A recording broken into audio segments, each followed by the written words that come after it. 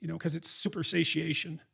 And it's a non-trivial technological problem. It's now possible for young men to look at more beautiful nude women in one day than any man has ever seen, prior to 10 years ago, 20 years ago, that any man in history had ever seen. That's not nothing. That's something. And to think that doesn't do anything to you, it's like, no, that likely does something to you. What would you say are things that men need to be focusing in on when it's trying to select a woman for a long-term marriage partner? Well, you want someone honest.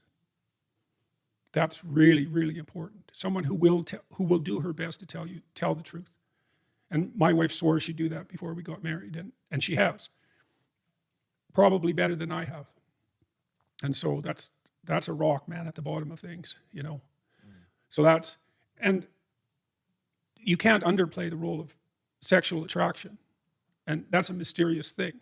And so that's crucial as far as I'm concerned, and can't be. So I have a real question about that, Jordan Peterson, Dr. Peterson. So you mentioned pornography, and we do countless pieces of content to be able to help young men overcome that issue and provide tons of resources to help them support them. So what I've noticed that happens sometimes is because of years of watching pornography, the men's sexual attraction becomes warped. And so how can a man whose sexual attraction to women has become warped to the extreme ends due to so much consumption of pornography, how can that man go back to now being attracted to, more natural looking women, or more women that could be around their lives instead of the projected? Well, deprivation is helpful.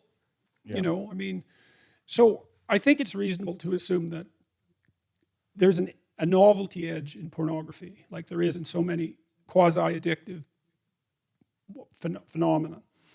And so it has to become, because novelty is a sexual kick, it has to stay novel, and that means that over time it's going to become more extreme. So that's not good. Well, so how do you resensitize yourself in some sense? Well, you stop. And then hopefully you recover. And then you deprive yourself of that outlet, let's say. And you might say, well, is that absolutely necessary? And maybe there's nothing wrong with pornography. It's like, well, I don't know, man. Like, have you ever really met a guy who is proud of that? Like, you know what I mean? That makes him feel like, I'm the guy, man. I'm watching pornography and getting off. It's like, what a man. I don't believe anyone feels that. And to me, maybe I'm wrong. And to me, that's an indication that, yeah, we know. No, it's pretty cheap. It's cheap. It's easy. And, I say that knowing that I believe the research evidence shows that if you introduce pornography into a community, that rates of sexual crime committed by men upon women actually decline. So there is perhaps some utility in the outlet, but that's a unidimensional analysis and doesn't take into account all the other effects of pornography. Yeah. So including the ones you described. And I think that those are real. It makes sense that they're real, because it's super satiation. And it's a non-trivial technological problem. It's now possible for young men to look at more beautiful nude women in one day than any man has ever seen, prior to 10 years ago, 20 years ago, that any man in history had ever seen. That's not nothing. That's something. And to think that doesn't do anything to you, it's like, no, that likely does something to you. So don't substitute the false for the real. And don't underestimate the utility of deprivation. What do we need to drive us forward to have the adventure of our life? Well, some deprivation, that's for sure. That heightens desire and drive, and maybe you need that. You're afraid to approach a woman. Well, you remove part of your drive with pornography, and so now you don't have that sexual urge to overcome that anxiety, and so you stay timid for your entire life. Maybe not, but maybe. Pornography is a big problem. It's a big problem. It's a real curse, that pornography, in my opinion, because it's an easy out. And so we don't know what the consequences of that are. We're starting to understand some of them. But if you were better, you'd be more successful with women. So you have to have that in your mind. And you cannot be angry at women. It's stupid. Women, it's like women being angry at men. It's a sign of psychological trouble, that. be a little stronger, dress a little better, speak a little more clearly, aim a little higher, like, and practice that, you know, and that'll work.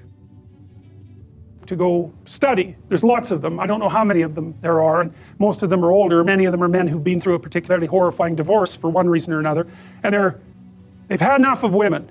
So they tell the young men that they're teaching, never have a permanent relationship, never share your territory with a woman, never share your possessions, make sure you never live together, and don't stay with one long enough to enter a common law relationship because you'll be stripped of everything that you have. Well, that's a hell of a thing to be telling people, but what's happened is that the female has been manifested in their life only as the negative archetype, and they've got that confused with all women. And that's partly, you know, you got to ask yourself, if you know the mythological stories, maybe if you made the right sacrifices, you wouldn't have so much trouble with women. It's a good question to ask yourself first. And I would also say, you know, if you're a woman who has trouble with men, or you're a man who has trouble with women, it's not the women and it's not the men, it's you. Because the women are telling you what's wrong with you, and the men are telling you what's wrong with you. And if you don't listen, then it's you. It's either you or all men. Well, that's easy, it's all men. Well, that's certainly how it's played out in the world right now. It's like, no, it's not all men. You can be sure, by definition. And it's not all women, that's for sure. I don't want to have anything to do with women. It's like you're a pathetic weasel. That's the same statement. I think I was a little dismissive of the men going their own way, because I think I called them pathetic weasels. They're a group of people, mostly on the net, who've been burned in their relationships, or who conceptualize themselves as having been burned in their relationships, and they believe that the legal structure in particular in Western countries is so tilted against men, particularly in family dispute situations, and divorce settlement, that it's safer for men not to establish permanent relationships with women, not to cohabit with them, ever. And they're a large movement. Now, how large they are, I don't know, but they're large enough. And they have what I would regard as an undue influence over relatively bitter and resentful young men who haven't had great success in the dating market, and who are looking for a rationale to write off all women because they're so hurt by their continual rejection. And that is not good for those young men. And so the reason that I disparaged the men going their own way was because I had seen the pernicious effect, these are often older guys, the pernicious effect of their world-weary philosophy on young men. Now, these guys think that they're just warning them, and they are warning them, but they're not just warning them. You know, I've seen that in men. I went out with a group of men who were having trouble with their wives, and they'd gone off to this like couples retreat, and it was mostly rubbish, although they were trying a bit to get their lives together. And I spent a whole day with them. There were 3 of them, and one of them was a guy that I'd known for quite a while, and every single word he said was a lie. and all these 3 did the whole day was complain about their wives. And I thought, what the hell's wrong with you guys? Like, you picked them. They're these women you picked, you know, and maybe they have their flaws, but they're your wives. And that's how you talk about them? And you think they're the problem? You're so dumb that you don't even know that you shouldn't badmouth your wife. Just because she's your wife. Like when Tammy and I got married, we had a discussion about that. It's like, she has her flaws and I have my flaws, but I'm her husband and she's my wife. And there's a certain respect that goes along with that category, if you have any sense. And so that's an extension of the same thing.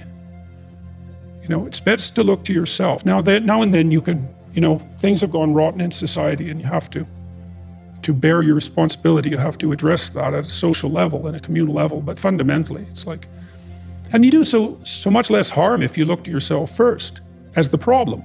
But believe me, you're plenty of problem for you. You're all the problem you need for you, that's for sure.